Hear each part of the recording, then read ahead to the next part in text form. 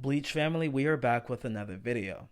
Now, this video is going to be slightly different. I made a post asking what video I should make, and the winner was Bleach characters that get too much hate. If your character isn't on this list, go ahead and drop it in the comments. So like, comment, subscribe. Let's go ahead and hop in to the first character on this list.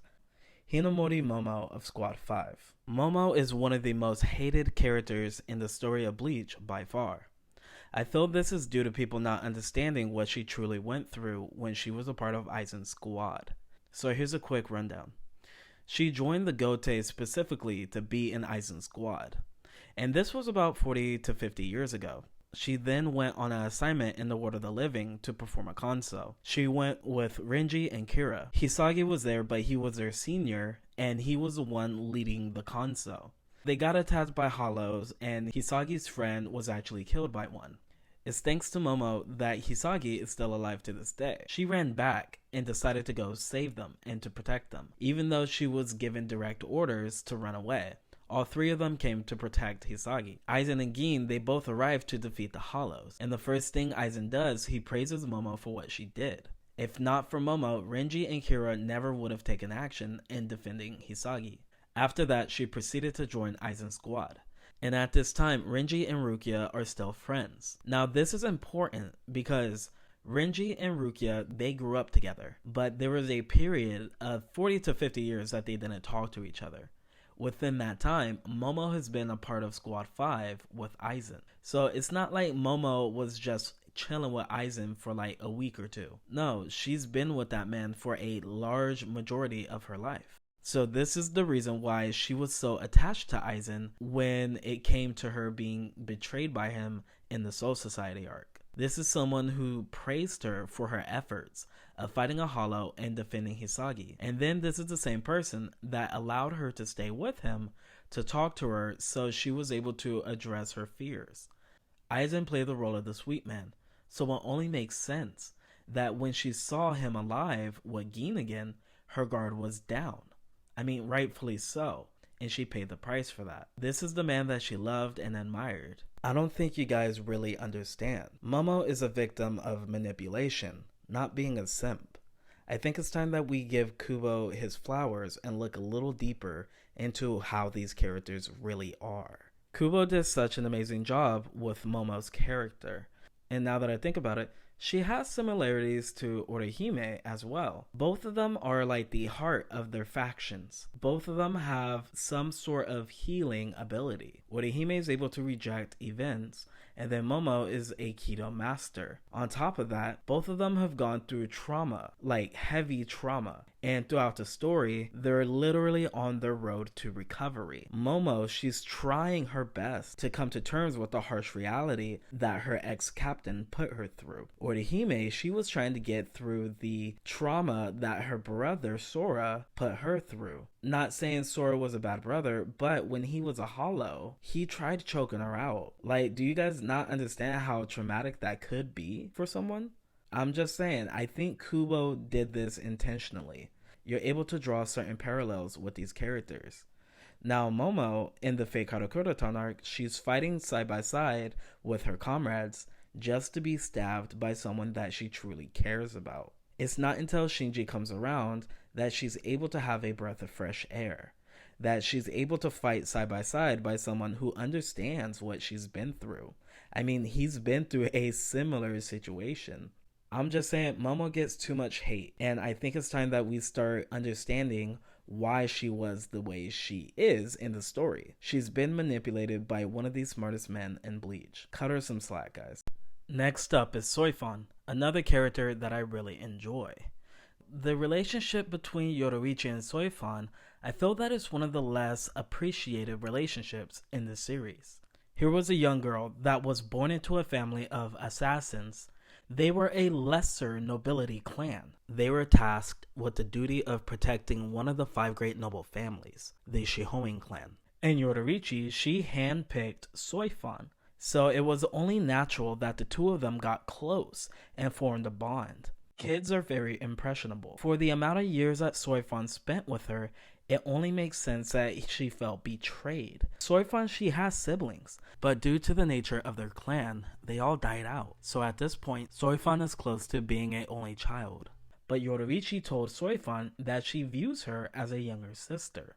I can only imagine how painful that was when she really got up and left to the world of the living. It makes sense. Assassins, they are devoid of emotional ties. When you think about it, the bond with Yoruichi and Soifan, in a way, it was a forbidden one. It could have cost Soifan her life if she couldn't detach herself emotionally when the time was right. Now, I'm not saying this would have happened with Soifan and Yoruichi, but it's the fact that if Soifan had a family member or a subordinate that she wasn't able to emotionally detach herself from when the time is right, then that would cost her her life. This is why Omaida is such a pivotal character in the stealth division. You have assassins who don't show their true emotions and they just work off of the job aspect. But here you have Omaida who's loud, who's brash, and he's the type to show his emotions on his sleeve. This is why Soifan tells Omaida all the time, keep your distance from me. If the opportunity presents itself in battle, I want you to forget about me and to take out the enemy. This is the way of the stealth division, and I like that. In order to become a true assassin, she needs to be able to cut off such bonds. Yet deep down inside, she's a hurt little girl that felt thrown away by someone that she loved. Her Shikai and Bankai reflect this.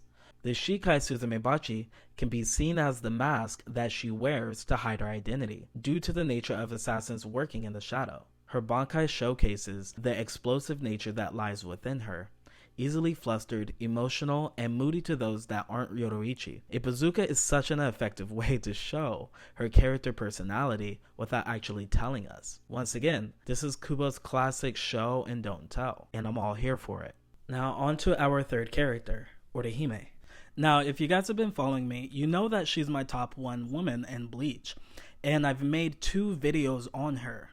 So go ahead and check those out if you haven't. I promise you won't regret it. But Orihimei's upbringing is nothing but struggles. Sora and Orihime, their parents were monsters, and Sora thought that they were the type to silence a baby's cries with beatings. So Sora ran away with Orihime when he just turned 18. She was bullied in middle school up to high school. Orihime has gone through so much, and then in the Arrancar arc, it was no better for her. Through it all, she kept her kind heart and healed those that needed it. Orihime's story is one of trauma and overcoming it with a human heart, accepting who you are and understanding your role. Because what's important isn't how you should be, but how you want to be. And my last character that I've seen receiving so much hate over the years is one that I believe the Bleach fandom didn't acknowledge when it came to Kubo's writing, and that is none other than Kaname Tosen. Now, this is one that I don't quite understand. Aside from calling Komamura uglier than he imagined while in his resurrection, also known as his bug form by the fandom, there isn't much of a reason to actually hate Tosen aside from betraying Hisagi and Sajin. His story shows how messed up the Serete truly is, and specifically Central 46. Tosen was a victim of the foundation of the Soul Society. Now, if you're a reader of the light novel, you know what I'm talking about. It's the original sin. But no justice was given for Tosen's friend that was killed by a royal family member. So he decided to take the matters into his own hands. Sajin not taking that comment to heart shows that that truly was the issue. Tosen stopped seeing things with his heart and only seeing things at the surface level, unable to see any deeper due to the pain that he's received from losing his friend all those years ago, just like I said earlier. He was doing his best to sever his ties with Sajin and Hisagi for the sake of the path with the least amount of bloodshed. But at the same time, it's contradictory, due to Aizen's method of creating the Oken. This is what makes Tosen's character so good. Spoiler warning for the Can't For Your Own World light novel. Tosen and Aizen had a conversation, and Tosen said if he's able to accept the world of the Soul Reapers, and that this world is able to grant Tosen peace, he asked Aizen that at that moment wipe my existence and leave no trace. What makes this so impactful is the fact that Tosen was so certain in the path that he was walking. He understood his actions were wrong, but the hole in his heart refused to allow him to continue on with the world of the Soul Reapers. So instead, he decided to take up this path of justice. Aizen said, I'm paraphrasing, but you know that your best friend wouldn't want you to do this, right? And Tosin said, I know she wouldn't want me to, but I have to do this. But the hole in his heart, once again, it was so massive and he was so corrupted at this point that he felt like he couldn't go back. Because if he did, everything that he did in the name of justice, without that title, it would have just been plain murder. So when Aizen ascended to the throne, Tosin decided that he would off himself just to balance the world and to get rid of the evil. And this plays another part into the overarching story of Bleach. Revenge is never the answer. We've seen it through Tosin trying to get revenge for his friend Kakyo. We've seen Gin trying to get revenge for Rangiku. And then later in the Thousand Year Blood War, we saw Sajin trying to get revenge for Old Man Yamamoto. It never ends well. I think that's what Kubo was trying to get at. But other than that, those are going to be my characters for this list. Now, I know there's other characters like Toshiro and Renji, but those are going to be separate videos that I make on my channel. But if yours didn't show up in this list, go ahead and drop it in the comments and let's talk about it. But stay tuned because there will be a lot more Bleach content and a lot more updates to come. So I hope you guys enjoyed this. And until then, Jana.